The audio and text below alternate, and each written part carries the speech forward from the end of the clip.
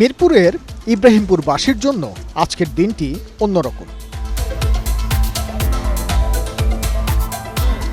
Jersey, vuvuzela, ফুল আর পতাকা সব নিয়েই বিদেশি বন্ধুদের বরণ করে নিতে প্রস্তুত ছিল ইব্রাহিমপুরবাসী।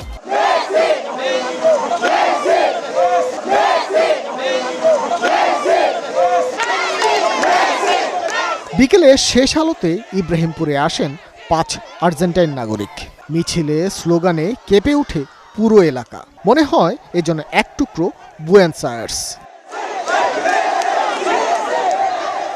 মেসির ভক্তরা আর্জেন্টিনার প্রতি ভালোবাসায় বাংলাদেশের কথা ভুলে যাবেন, বিষয়টি তেমন নয়। দুই দেশকে নিয়েই চলে সমবেত slogan.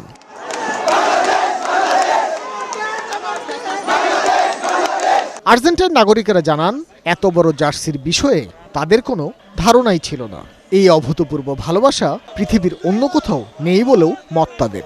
Before Qatar, maybe we knew a bit about all this, but not that much. So yeah, so it was about Qatar that everything started. I see more of Bangladesh being of what the Bangladeshi people love, and the country is more known in Argentina.